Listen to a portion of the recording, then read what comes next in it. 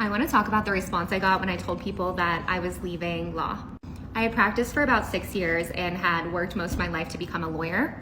I didn't have family in law. I was the first of my family to get a graduate degree, so it was a big deal.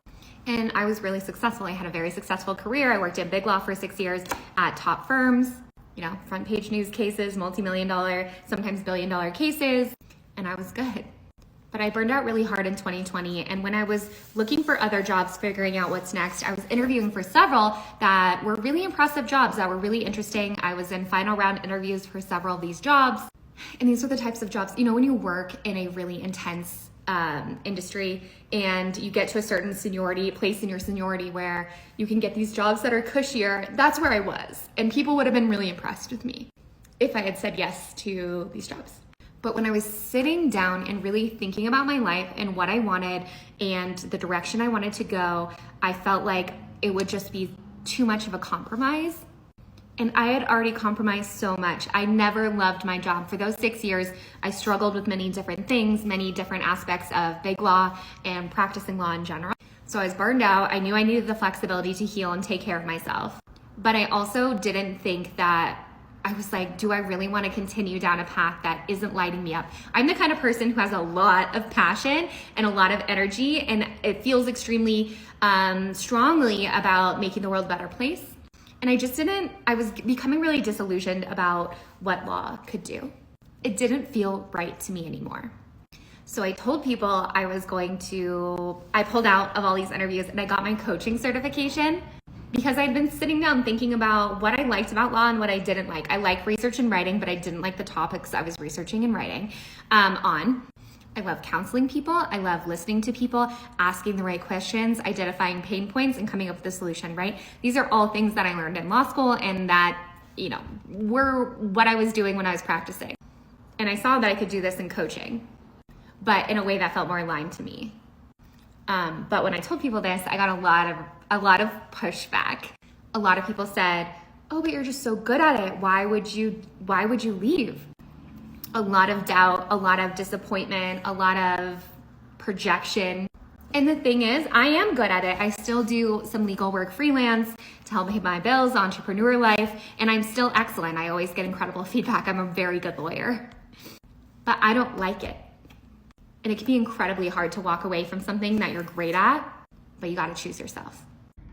I was an attorney for 4 years at a law firm, and I recently decided that I was going to quit my job and try to pursue other things.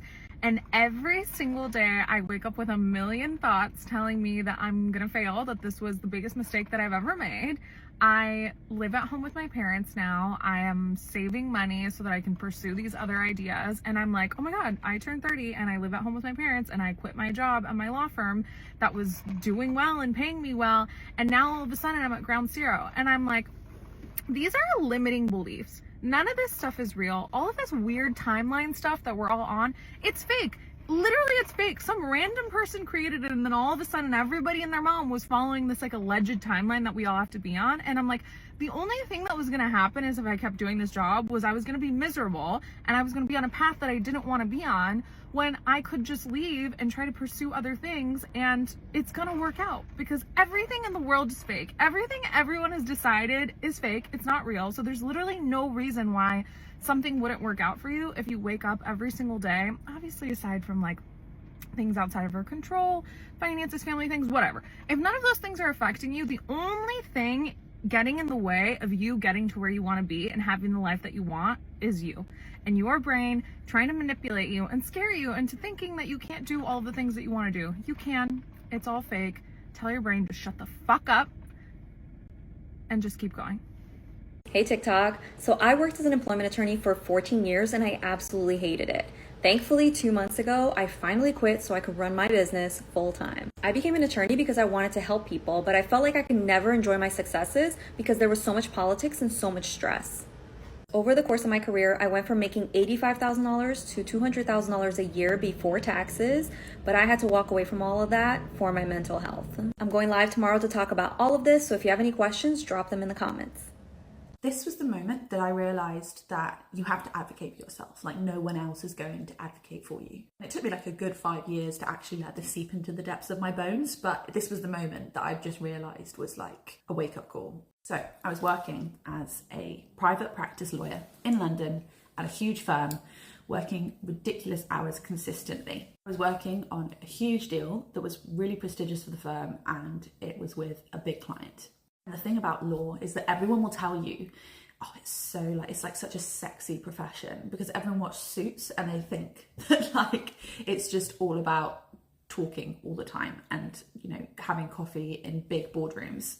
The reality is, more often than not, you're sat in a tiny box office looking at a screen, reading reams and reams and reams of contracts and emailing and being on the phone and responding to everyone's beck and call, especially as a junior lawyer, which I was at this point in my career. The other thing about being a lawyer is that you are constantly in fight or flight mode, because if you are a transactional lawyer like I was, like doing these big deals, the client is always saying, we want to close now, we want to finish, we want to do this deal immediately.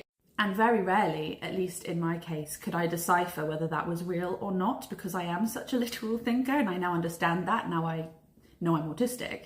So again, more often than not, instead of being able to judge, I can go home tonight because they're saying this deal is going to close, but I know it's not. I would sit in my office and I would continue to work like a hamster on a fucking wheel. This would go on for months. It became normal to me to be working 18 hours, 16 hours in the office, then have to go home, get a few hours sleep, get back in a taxi and come back to work. I was 25, I was sleep deprived, my relationships were going down the pan, and I didn't actually like what I was doing. So with that context in mind, there's one night on this deal where my superior said, okay, it's going to be a long one. I'll stay here with you tonight, because usually they just leave you to it. So we were working and working and the hours were ticking by, and it hit midnight, hit 1 a.m, hit 2 a.m. And I'm in action mode, like this deal is going to close, like it's going to happen. And then about 3 a.m, this guy comes into my office and says, right, I'm off. Yeah, the company has booked a hotel room for me just down the road, so I'm just going to go and get some sleep. See you. And I was sat there like, oh, it's 3 a.m, we have a call at 6 a.m. I don't have time to go home and get changed and have a shower and sleep. The company hasn't booked me a hotel room, nor even said anything about it. And so I spent the hours of 3 a.m. and 6 a.m. in the gym changing rooms trying to sleep on a wooden bench. It was when the cleaner came in and looked me dead in the eyes, as if to say, what the fuck are you doing, that I realised I have to start advocating for myself and I have to leave. Get ready with me and talk about the actual reasons that I quit Big Law. I think that the classic reasons for leaving Big Law are really obvious, like the hours and how available you need to be and how unpredictable it can be and how it, can interrupt your vacations or whatever. But there was one specific moment, like one flashbulb realization I had where I was like, I need to get out now. I can't just wait 4 or 5 years and make a bunch more money and see how it goes. That moment was a Saturday, and I was literally just sitting in my office, like heaving, sobbing, because I was at work and I was preparing for a trial, and at the same time, my boyfriend was going through kind of a hard time in his personal life that I really wanted to be there for him for. So the night before, which was Friday, mind you, I had gone home from the office at like 8:30 or 9. So some people were still working, but I had finished everything I had to do for the night. So I went home and I just wanted to spend like one evening with my boyfriend and like be able to talk to him about what was going on and like literally see him at all. So I came in Saturday and like probably at like 8:30 a.m. or something. And the partner who was leading the case asked me to come chat in his office. And he told me that I shouldn't have left so early the night before, and that if other people are staying and working, I need to stay and work. And he was correct. Like, we were in the middle of a trial, like that's the normal approach. The talk just like, it wrecked me. I went back to my office and I just cried and I cried and I cried.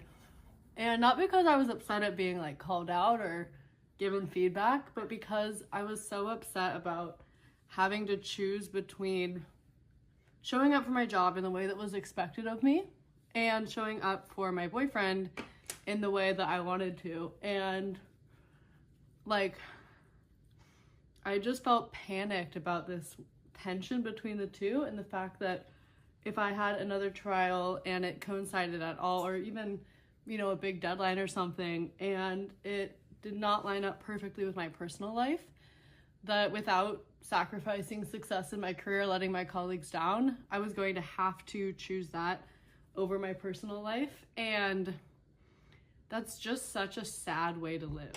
For me, the big thing was like certainty that I would be able to be there for something, rather than like, you know, I probably will be able to be there, but who knows with work.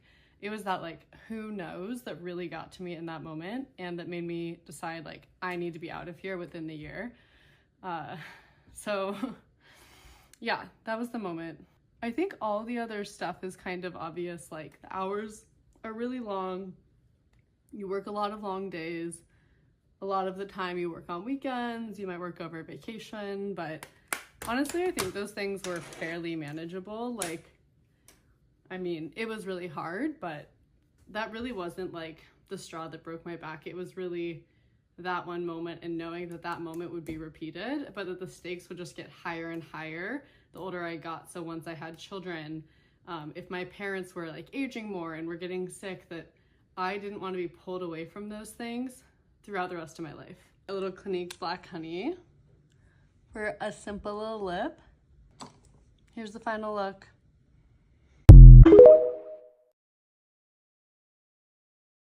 $225,000 as a first-year attorney. Is it worth it working in big law? I'm Alex. I'm an attorney. I've been practicing for a decade. I've worked in big law. I've worked in-house. And the answer to this is it depends. It depends what your priorities are. If you are young and have no real obligations to anyone other than yourself, then it could be a great time to work in big law and work long hours and make good money. If you are just starting a family, maybe it's not the best, depending on your circumstances. It really depends what your priorities are. For some people, big law actually is a great fit. Like, some big law people are lifers. Some of the partners I worked with have worked there their entire lives. And then other people, I would say most people, are not lifers in big law. So it depends what your priorities are. Why did I quit being a lawyer? That's the question. I was young. I had a successful career as a lawyer. Why did I quit? Wow. Well, 9/11 happened the day before I was supposed to start my job full-time as a lawyer, and I worked in One Battery Park Plaza. A dear friend of mine was on the second plane, and we obviously didn't go to work on September 12th, and that weekend ended up having a memorial service in Rhode Island, and was driving home, realized all the things that were important to me to that point in life were suddenly much less important. Just wasn't that interested. It was like having an epiphany driving down the West Side Highway and just being like, yeah, I don't want my life to be in an office. I didn't know what to do or how to do it, and actually spent 6 more years from that moment as a lawyer. But I knew that day I was done. I looked for different ways to avoid quitting and moving on, because I just spent 3 years in law school and I was getting paid a lot of money. I spent a couple of years in New York working for one of the biggest firms in the world. Didn't enjoy that. Said, you know what I need to do? Change scenery, change size of firm, but keep doing the same types of work. So I moved to North Carolina and tried that, got really involved in the community. And one day I was spending more time at a volunteer position with a golf tournament running their operations than I was as a lawyer. So I said, well, this isn't gonna work either. I started teaching a course at Elon in their business school. And I said, how do I do this as a full-time job, right? Because what I wanted to avoid was that sinking feeling of having to go to the office every day for the rest of my life. The rest of my working life, I'm gonna go to the office and I'm gonna be a lawyer, and I hate that. and I don't want to do it, and I'm not going to do it. So how do I get out of here? Elon was cool. I really enjoyed teaching. So I found a couple things. One, I found that through the golf tournament, I really liked bringing big teams together on hard to execute complex activities, especially when the odds were stacked against you. Really loved that. And the other thing I found through Elon was I loved being in school. So the day I knew I was really done as a lawyer, though, there was a specific day where my boss was just screaming at me. You know, I went back, eventually she stopped yelling. And we sat down and had an honest conversation, and she said, I don't think you like working here. And I said, well, it's not so much here as what I'm doing. I don't feel like I'm improving the world, like everything's getting better. I said, I'm a good lawyer. I'm not great, and I don't think I'm gonna get there. She said, well, I'll give you 6 months here. You keep working for me for the next 6 months, but you gotta figure out where you're going and what you're gonna do. And I'll pay for you to go see a career coach, psychologist, and like, you gotta figure this out.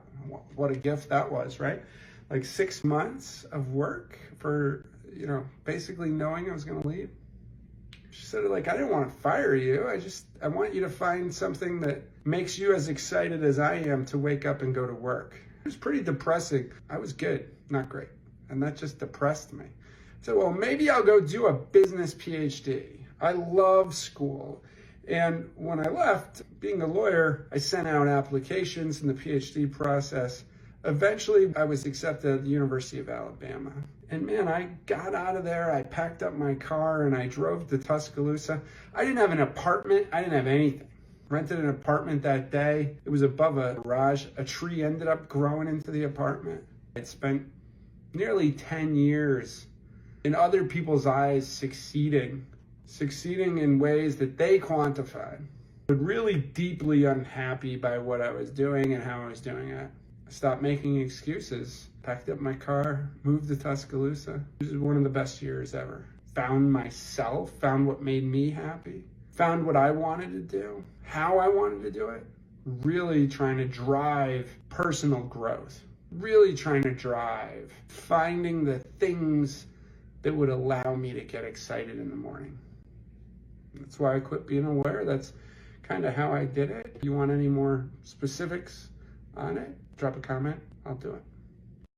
Why did I quit a successful career practicing law to become a crisis management and life coach? Honestly, I didn't like it that much, and that's because people would come to me hoping I could solve problems for them through litigation, and litigation often takes a lot longer than people think, it's a lot less pleasant than people think it will be, and it's a lot more expensive than they think it will be, and also, it doesn't always improve their life in general. Being a crisis management and life coach, though, means that I can use my lawyer brain to protect my clients and often help them strategize their way out of various situations. And it also means that I can help them through the very human experience of going through a crisis and maybe having some kind of interpersonal conflict with somebody or going through a life event that really kicks you where it hurts.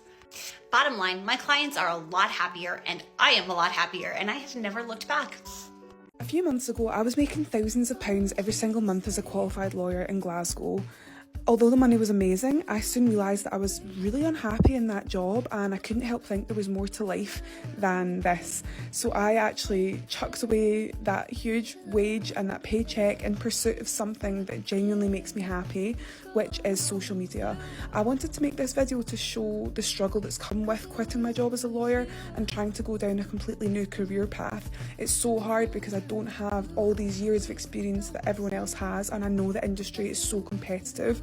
And I'm staying positive. I am staying positive. The life that I have been living since quitting my job as a lawyer has been amazing, and I've met so many amazing people, and I'm trying to be as positive as possible. And every now and again I do get so many glimmers of hope, because this life that I've been dreaming of and the life that I see for myself is getting closer and closer, and things have been happening that have ensured that this life is coming to fruition. It's just not going to be easy, but we'll get there. I want to talk about experiencing burnout as a lawyer. I have been an attorney, a practicing attorney, for 9 years. My family and friends are always like, oh, you should make content about being an attorney. Honestly, being an attorney has probably been the #1 stress in my life, I've realized over the last few years.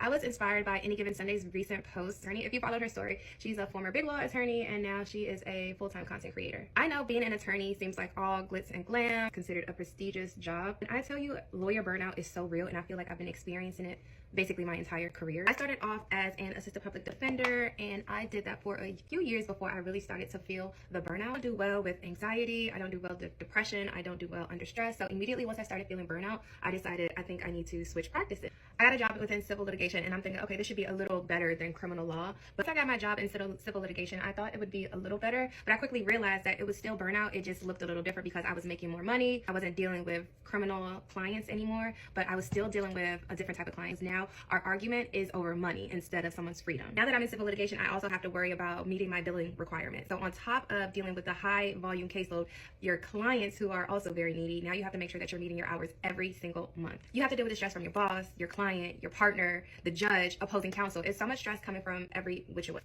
The legal community is just so used to people accepting the work culture and working these long hours that it's just become the norm. Unfortunately for me, life has caused me to take a much necessary break, and a lot of people don't get a break from being burnt out. We just keep going until we're depressed. We're experiencing feelings of anxiety. We're losing weight, we're losing hair, all due to a career. Competitive nature and the work hard, die hard mentality in the legal community comes from law school, because from law school, you are graded on a curve. So we could both get 81% or somebody else get 82%, but somebody's gonna get the B, the next person's gonna get the B plus just cause. So we're always constantly fighting to be number one, and I think the legal community does the same thing once you're in the work setting. I'm fighting to become the partner. I have to make sure that I become a partner before you do, like things like that. Jobs don't help because they will literally give incentives for the hardest worker, for the person who put in 80 hours in a 40-hour week. If you're the work hard, die hard type of person, then more respect to you, but I truly just don't want to be in a position anymore where I am being burnt out. We get used to the constant burnout and we learn to deal with it and we learn to live with it, which isn't healthy, because at some point someday you're gonna break down. I've seen it so many times where once you start to feel that burnout, it starts to affect your work. It starts to affect your clients. I'm all for working hard, but not at the expense of my mental health. So not at the expense of adding stress, of adding anxiety and adding depression for the sake of a career. One thing I think all these jobs need is some type of mental health counseling. It should be free, maybe even provided by the bar, or maybe just by your job, but you should definitely get free mental health counseling. We should also get mental health days, like paid leave for your mental health days. It's so necessary. And this rant isn't to say that I absolutely hate being an attorney. It definitely has its perks, but you have to have the right mental capacity in order to be an attorney. So to end this little Tuesday talk, this message is to all my girlies who are attorneys, actually anybody that's an attorney. Set your boundaries early on in your job. Don't let these jobs stress you out. Do not prioritize a career over your mental health, please. I think I definitely want to make this a weekly thing. So next Tuesday, tune in for Tuesday Talks. We're going to be talking about being an attorney, the good, the bad, the ugly, the beautiful. Next Tuesday, we're going to talk about the microaggressions that I've experienced as a Black woman in the legal field. Tune in. And if nobody's told you today, you're doing a good job. Oh my gosh, I did something I thought I could never do. It's been simmering inside me for the past 6 years, and finally I gathered the courage to get this off my chest. So I've been an attorney for the last 3 years now, and I absolutely hate it. I mainly went to law school for my parents and for the prestige that they thought would bring me and my future. Anyways, after I passed the bar, I was like, okay, let me give this an honest-to-God effort. Let me just try and embrace this career path. Let me tell you, I really tried. Trust me, I tried. And I had the luxury and the privilege to work for companies like Fox, Disney, Marvel. But I was lying to myself for so long until yesterday. I blurted it out to my parents over dinner. I hate my job. Like, it just literally I blurted it out. I said, I'm gonna quit law. Being a lawyer is just not for me, and I'm really sorry. And this is how you know that I really couldn't hold it in anymore, because I brought this up over dinner. Just like the last place, the worst timing to bring up anything of this nature. But the feeling of job dissatisfaction, inner turmoil, frustration overcame me like a tsunami. And if I didn't speak my truth, I would be engulfed by those waves. But as you can imagine, my mom went ballistic, and she focused on why she did the right thing by pushing me to go to law school, and how she never stifled my dreams, and what she did was right, and any mother in her position would do exactly what she did. She said that there was nothing else for me to do that could earn me a decent living. I didn't like math, I didn't like science, so The next best thing is become a lawyer. After a whole hour of that, I finally told her, Mom, this isn't about you. I'm not coming at your parenting style. I'm just talking about me. I'm the issue right now. I need to do something else than be a lawyer. I'm not utilizing my strengths. I was meant to do something out in the open, not behind a desk, not in front of a computer screen. I'm meant to be out there with people, to establish relationships, to discover and nurture new relationships. I want to be in sales. Both my parents are in sales, and for the longest time, they brainwashed me into thinking that sales was this low-level job, and that somehow I was destined to be someone above a salesperson, and that this job was totally beneath me. And then I was like, Mom, Dad, you guys both make money for the company. And maybe you guys make just as much as some attorneys, maybe even more. It's not a low-level job. And the thing is, I think I'm great at it. And this isn't some baseless conclusion. I've ran my own wedding business for the last 5 years. I had to go out there and get those clients myself. I convinced them to hire me for my services. I've always had sales in me, but I was too afraid to disappoint my parents and just throw my law school education out the window. We're now 2 hours into this conversation. Things have simmered down. We moved away from the dinner table and now we're in the living room in front of the Christmas tree. Yeah, that thing's not coming down until after Chinese New Year. Anyways, I told my parents, hey, I really just want your guys' support. I want to know for sure that my parents aren't going to feel like they're losing face if I decide to quit law and go into sales. I need to know that my parents aren't going to feel ashamed that I let go of this prestigious lawyer title in exchange for 1, a pay cut, and 2, a profession without a license. I want to know that I'm not going to be judged by you guys, because I really feel like I can make it as a successful salesperson more than a mediocre, miserable attorney. And to my surprise, after 3 hours of a heart-to-heart conversation, they finally said, Marcy, we know you can do anything that you set your mind to. Let's stick with it. Every industry has its ups and downs. Sales will not be easy. In fact, it might be way harder than being an attorney because people don't come to you for services. You gotta go out there and find your own clients and get people to trust you, get them to like you enough to buy products and services from you. Do you have thick skin? She asked me. She's like, do you have thick skin? Can you take rejection? If you can, if you believe you can, we will support you. Just go all the way. Go all the way. I know I talk a lot about my parents, especially in the last 2 videos, and how they're really hard to communicate with sometimes. But this is one of those rare moments where they're actually being very supportive parents, telling me the truth without crushing my dreams. I know this is very hard to come by, especially from my mom. I want to ride this wave as long as I can and give it my all in sales. What do you guys think? Do you guys think that I could be a good salesperson? Would you buy a product from me? Would you buy a service from me? Let me know in the comments. Thanks for listening, guys. I appreciate you watching my videos and my stories. It means the world.